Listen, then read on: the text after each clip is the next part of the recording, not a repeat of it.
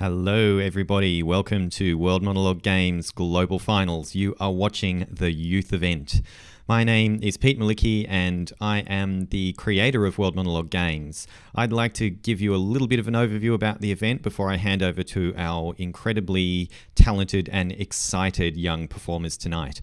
This event was created in response to COVID and the impact that that's having on the arts and entertainment industries. I wanted to make sure that there was still a platform for creatives to strut their stuff and get an audience, and hence this event was born. I wanted to make it as accessible as possible, so there was no entry fee, and we've welcomed performers from anywhere around the world to perform any monologue of their choice and to perform even in any language. So you might see some non-English performers tonight. We had 3,000 competitors register from 85 countries. You are seeing the best 16 from the youth category, that's aged 12 to 17. Very, very exciting. There might be some strong language or some adult themes in tonight's show. If something offends you, it will probably offend you tonight, so enjoy that. You, as our viewers, get to vote. That's really exciting, so you can contribute towards selecting who will be the World Monologue Games Youth Champion. At the end of this event, I will publish a voting link in the description. It's not there this second, but it will be there at the end, and then you can vote for your two favorite performers, and your vote, along with the judges' vote, will select our champion. I can see the chat is going wild. It's great to see so much excitement. That's making me excited. I'm really pumped. Okay, what else do I need to tell you? Yeah, you might see the same performers twice in our global final events because some performers did make it through with more than one entry. Congratulations to them. They've impressed our judges and audiences alike to get through to this point. You might see the same monologue more than once, and that's because we let them pick whatever they want. Now, if you guys want to support the performers tonight or this morning or this afternoon or whenever you're watching this, if you hit the like button, that helps this video reach more people, so do please do that. Leave a comment, keep chatting. It's great to see it so active. Leave some comments. Our performers will obviously come and watch these videos if not now because they're performing, then later, and they'll see your comments. So that's a really great way to support them. You can subscribe to this channel to catch all of our future events, and you can join our mailing list. That is the safest way to find out what's going on in the World Monologue Games world, because you won't miss a notification that doesn't happen in YouTube when YouTube decides to be a jerk and not tell you the information you asked it to tell you. Anyway, I am starting to ramble, which is a great sign that we need to hand over to the performers. I'll come back at the end, talk a little bit more about the voting and the World Monologue Film Festival, which I'm very excited to announce. But for now, let me hand over to our very talented young performers. I hope you enjoy World Monologue Games Global Finals Youth. By sending him to jail. The man who wanted to answer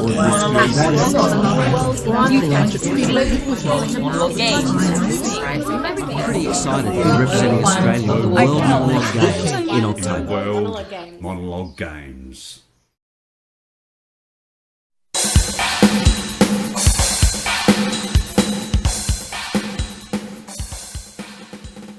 I don't talk about my dad, because to me, he's not even there. Like, all my memories of him are just this huge blur, this huge figure that used to terrify us, till eventually got bored. When he went, I was so happy. I thought that everything was going to be so different.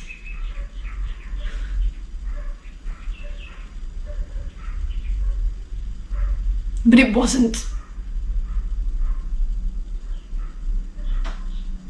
Because my mum took his place.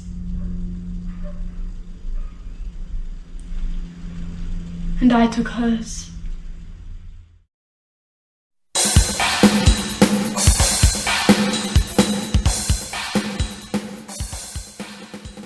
They'd been so horribly beaten they could hardly stand. But Marla refused the executioner's hell and stayed on her feet under the noose. The whole camp, thousands of people were made to watch. And suddenly, as the two of them were dropped and swung from the ropes, someone in the crowd removed his cap, and then another did, and slowly the sea of shaven heads was bared. The SS clubbed at them, ordered them to cover up. But very few obeyed, and they gave up clubbing. Edith I'd never have seen. But Marla, she was so beautiful. Alma had been right. She was a miracle. They hung there in the rain all afternoon.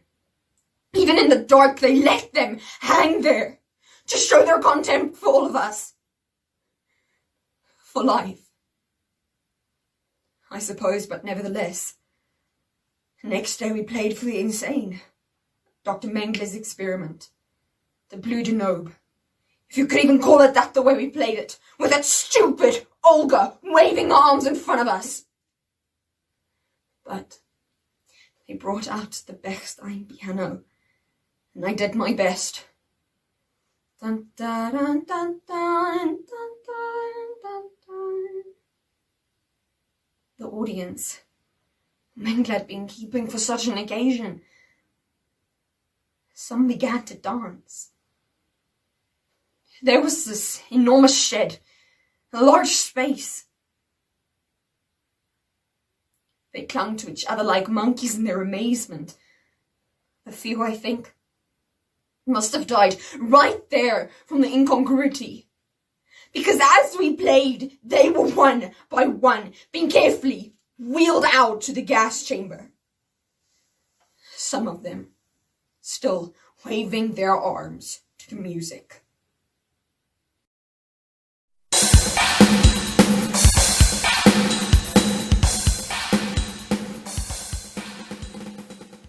You keep on telling me that you love me, but how am I supposed to believe you? You never wanted to raise me, so you abused me every chance you got!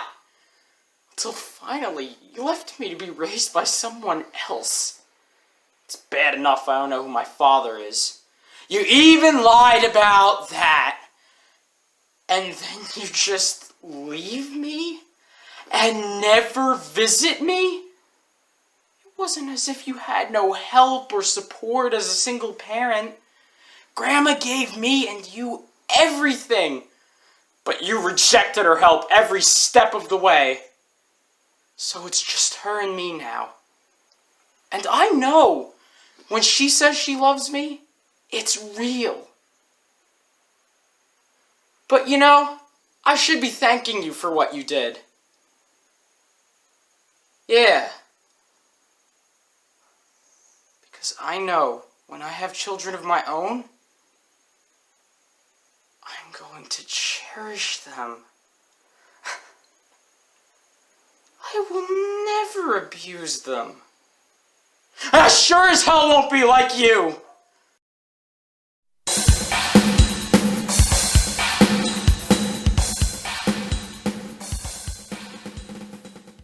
$10 years. 10 bloody years, and he goes and does that to me. Tom knows how much I like Katie, so imagine my surprise when I'm at Asda and Mum, and I see Tom and Katie playing console tennis next to the frozen pizzas. 10 years. We've been friends 10 years. Ever since he chucked a Power Ranger at the back of my head in year 1 in Miss Hooper's class, and I retaliated by throwing a Teenage Mutant Ninja Turtle at his face. We've been best friends ever since. He's such a prick. Honestly, I don't even know why I'm surprised. It's like Maltesergate all over again. Look, let me explain. We were like 9 or 10 and Tom was around my house and we were watching films, and this psycho decided to empty a box of Maltesers all over Mum's brand new carpet and sat on them to warm them up like some demented chicken. Then Mum came home and went batshit about her chocolate and the new carpet, which was shit. Anyway, and he went and blamed it on me, so I got in trouble for something I never did. Honestly, I don't even know why I put up with him for so long.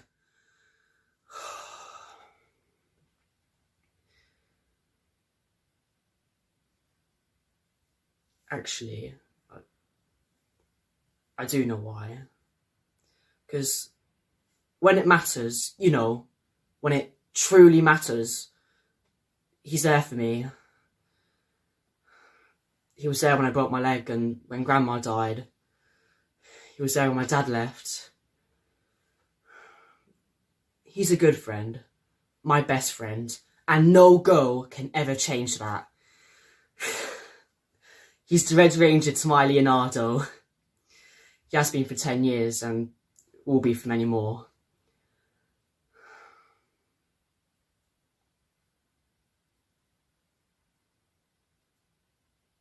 He's still a prick though.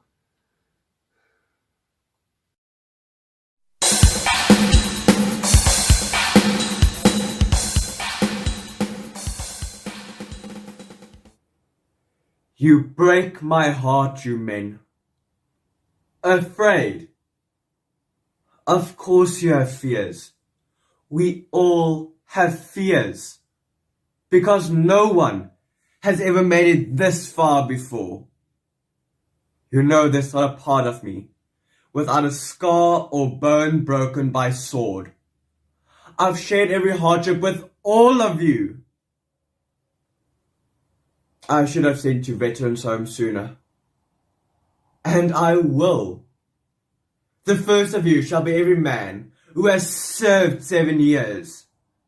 He'll be treated by wives and children as heroes for the rest of your lives. Rich, respected, loved. But you dream, Craterus. Your simplicity long ended when you thickened your holdings with plunder. You've fallen in love with everything in life that destroy men. Can't you see that? And you, as well as I know, that as memories stale and victories fade, it will always be remembered. You left your king in Asia.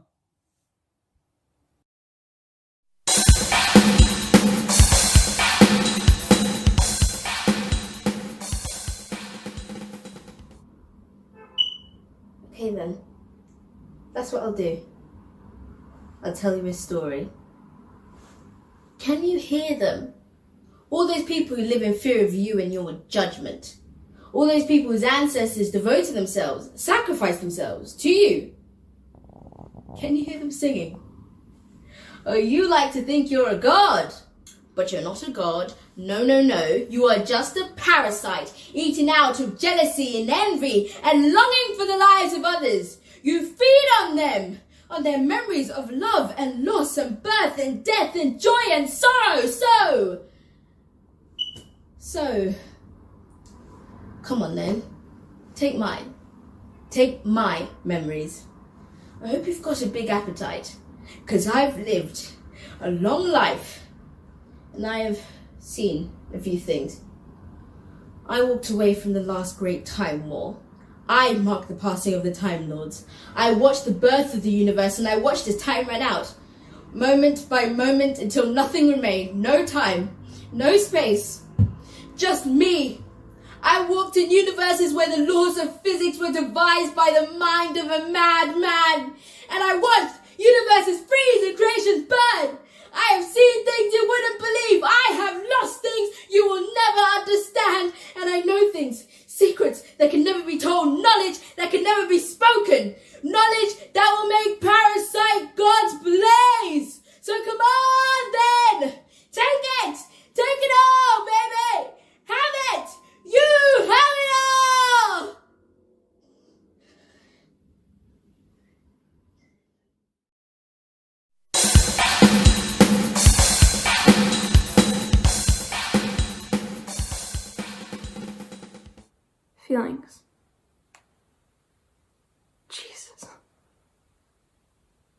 truth is, for so long, I'd forgotten what those were. I was like stuck in this one place, in this deep, dark cave full of thoughts that I just couldn't escape. And then I met you, my best friend. And for the first time in a long time, I started to feel things again. I started to feel happy. But I guess lately I've been feeling kind of distant from you. Like I'm just someone from your distant memory. You've been trying to push me away. The truth is, I just missed having sleepovers with you. I just missed having our little talks in class, and I even just miss smiling. It feels like you're gone, even though you're standing right there. You're off with someone else, and you've just left me in your dust. I don't want things to change. So I think maybe that's why I came here today. To try and stop that change. But you know, I realized something. I can't. And it's just not how life works. It's moving. Always moving, whether I like it or not. And yeah, it's sad. And it's painful. And sometimes it's even surprising. So you know what? Don't let me stop you. Keep making new friends, searching for new beginnings, and when life hurts you, because it will, then I'll be here, waiting, by your side. And just remember, that hurt, it's good. It means you're out of that cave. And if anyone deserves to be out, it's you.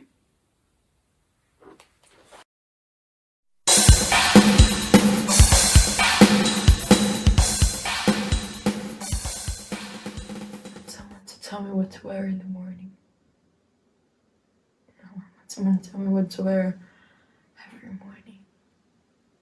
Someone to tell me what to eat, what to like, what to hate, what to rage about, what to listen to, what bands to like, what to buy tickets for, what to joke about, what not to joke about.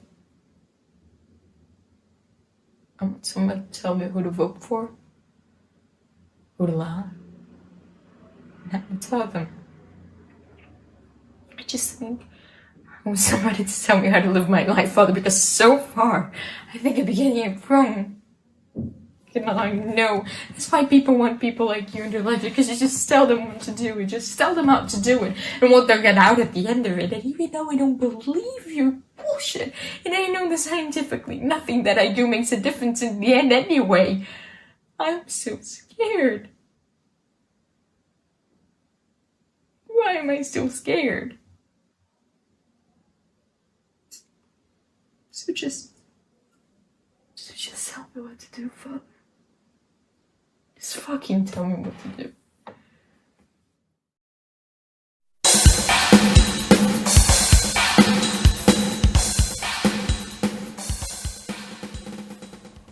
Can't really blame people.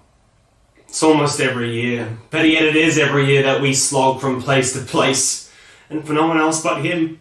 Like, what happened to looking out for everyone? You don't keep nagging and selfish relationships. Isn't that what you always told me? I don't get it. Guess it's more complicated than that.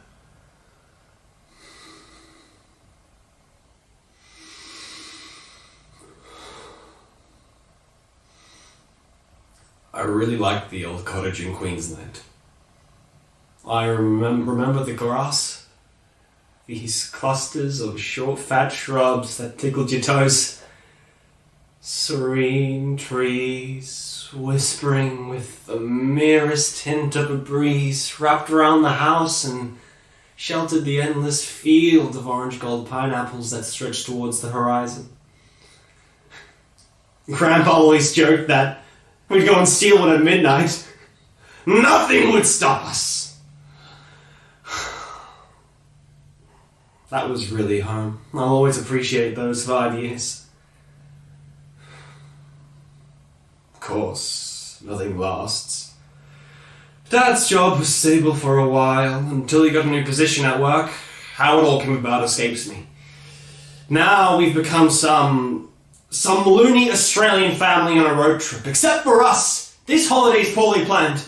Like, where's the fun in constantly slogging cardboard boxes from rental to rental, and then never having time to unpack or even repack when it was time to move on?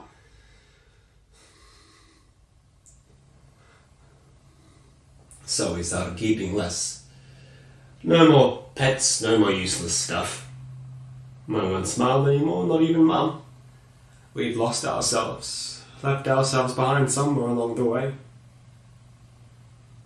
All I've ever wanted is a home, but no one noticed. No one cared. Why don't you love me? I just want you to love me.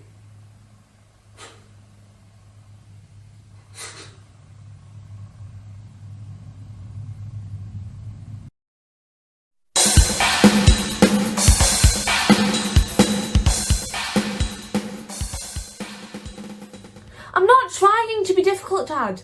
Mum makes great chicken. I'm just saying... Look, this isn't just some decision I made up to get out of eating dinner. Do you know how stupid that sounds? I'm not calling you stupid. I'm just saying.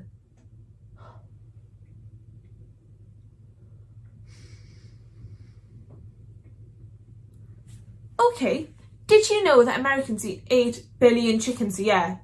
That's a lot of chickens. When I read that, I thought of the Joseph Stalin quote, the one that goes, 1 death is a tragedy, 1 million deaths is a statistic. And I thought, why am I thinking about Joseph Stalin when I'm reading about chickens?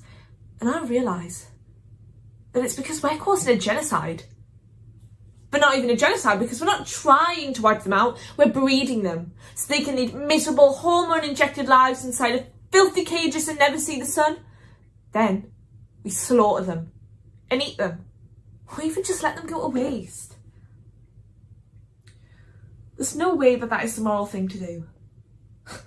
It's not like you can tell me that chickens don't feel pain. I know that's not smart, but like, neither are babies.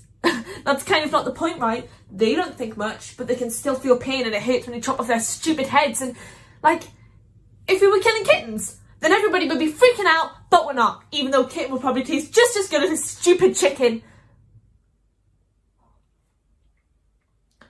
Oh, Mum.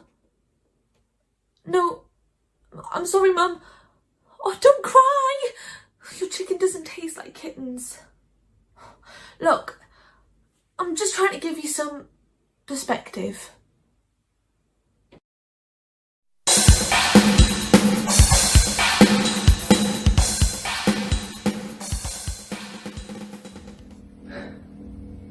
You ask me how things are going at school. They're going bad, Mum.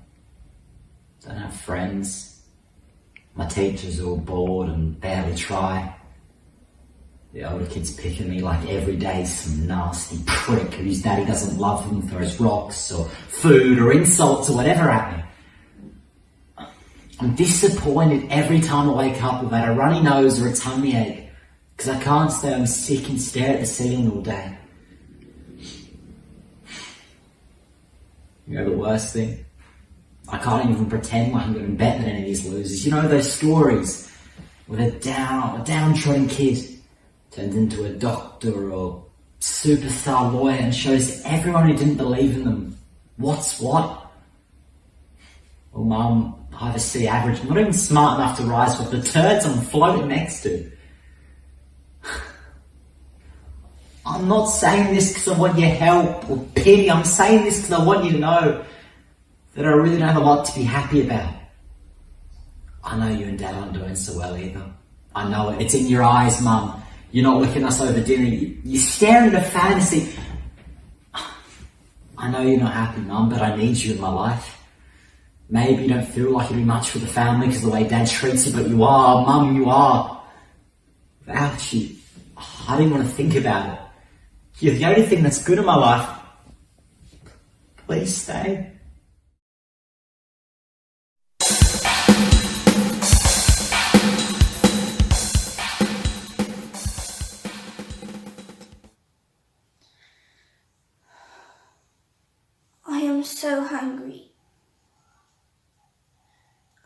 didn't have anything to eat today. I guess it's my fault. I accidentally dropped Misha's breakfast bowl this morning and he was so angry. He hit me. For a moment I couldn't breathe.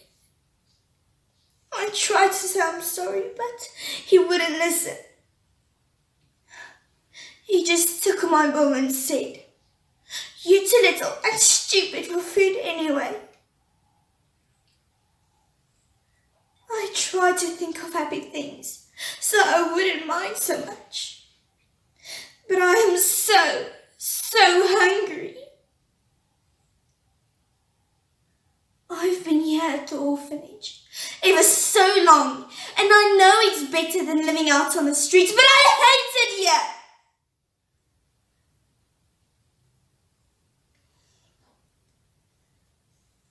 I have a dream that someday somebody will come and pick my picture and adopt me. Sometimes I imagine what it would be like to sleep in a soft, warm bed. Tomorrow new people are coming. Maybe if I smile my biggest smile, they will like me. Maybe they'll pick me.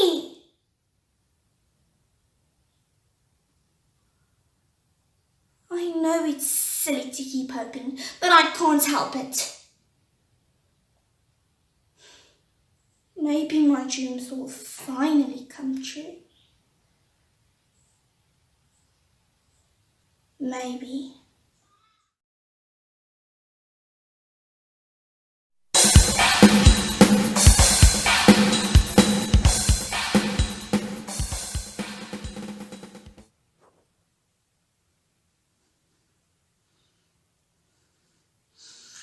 قد أكون غير مرئي للكثيرين، ولكن يكفي أن أكون مرئيا لنفسي. فأنا ألبس الثياب التي تحلو لي، غير مهتم بلباس العمل، لا أتفوه بالمجاملات أو أتحمل التوبيخات من مدير. ليس لدي فكرة سوى أني أنا تعمل دون توقف. لا أهتم لتفاهات الناس ولا أسير على طريقهم. هذا يدفعني للاختناق، بل يدفعنا كلنا للاختناق. هذه ليست حياة. قد لا أبدو شخصا ذا قيمة، قد لا أعمل خلف مكتب، ولكن أن ترى وتسمع كيف يكذبون ثم يرمونك أنت بالغباء لأنك تطيق هذا الكذب. أن تتحمل الإهانات والإذلال دون أن تجرؤ على الإعلان صراحة أنك في صف الناس،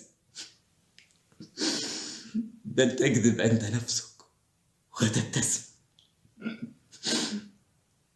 وكل ذلك من أجل لقمة عيش، من أجل ركن داثم، من أجل وظيفة حقيرة لا تساوي قرشا. كلا،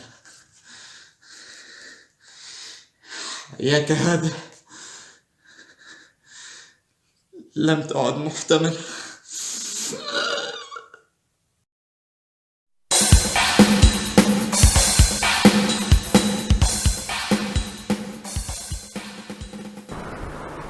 And why? Because I am a Jew? Doesn't a Jew have eyes?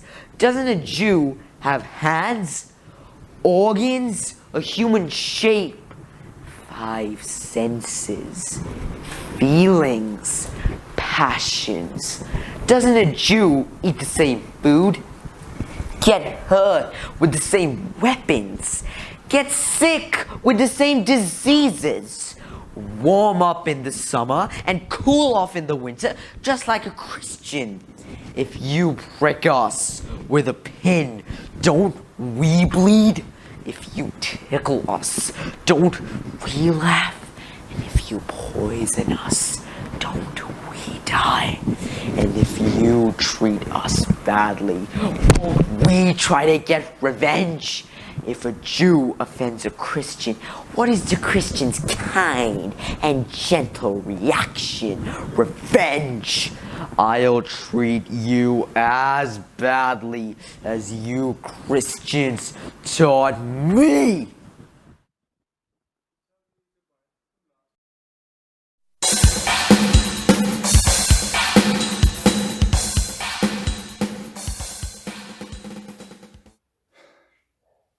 You're beautiful, Anne. You know, sometimes I walk past your desk and you're so beautiful it makes me want to cry. And sometimes you look so beautiful I want to laugh and jump up and down and run through the streets with no clothes on, shouting "Batang Yang Kipperbang" in people's letterboxes. But mostly, you're so beautiful. Even if it doesn't make me cry, it makes my chest cry. Your lips are the most beautiful. And your skin. When I walk past your desk, I breathe in on purpose to smell your skin. It's the most beautiful smell there is. You smell brand new. I mean, you look brand new, all of you. But mostly it's your lips. That's why I've always wanted to kiss you. Ever since 3B, actually. Just kiss, not the other things. I don't want to do the other things to you. Well, I do. Sometimes I want to do them so much I feel like... Do you have violin lessons? You know, like on a violin. Well, on a violin there's the E string. That's the highest pitched and it's strung very tight and taut and makes a kind of high sweet scream. Well, sometimes I want you so much. That's what I'm like. I've always wanted to tell you you were lovely. Personally, I always think it's dead weedy when Stuart Granger or someone says a girl's lovely. But you are. And I know girls think it's weedy when boys call them sweet. But you are. I don't suppose I'll ever kiss you now in my whole life. Or take you to the pictures. Or marry you and do the other things with you. But I'll never forget you, Anne.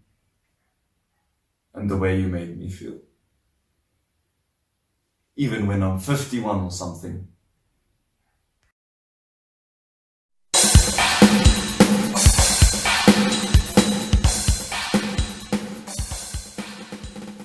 I don't feel sad, I feel anger. A whole year of being lied to, a whole year. 12 months, 365 days. Oh, how many hours is that? Minutes, seconds? Never been good at maths.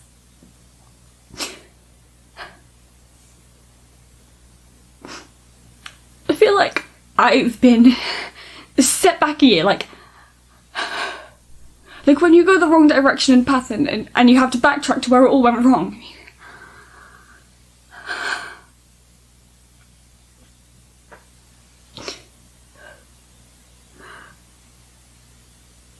I put a crab in a bucket once and I watched it try to escape. And they say if you put a group of crabs in a bucket and one of them tries to escape, the others will drag it down. And I don't know if that's only for groups or whether it's the same with pairs, but I imagine it is because that's how people treat each other. I mean, one tries to leave and the other just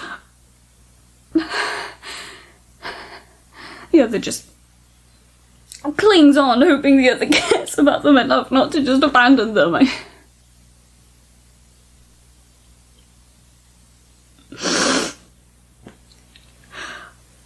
I feel like I've been creating something for the last year, just building it up, but now it's just been pulled down and crushed. And now all that's left to do is grieve, but I don't even feel the chilling feeling of grief. I I just feel anger.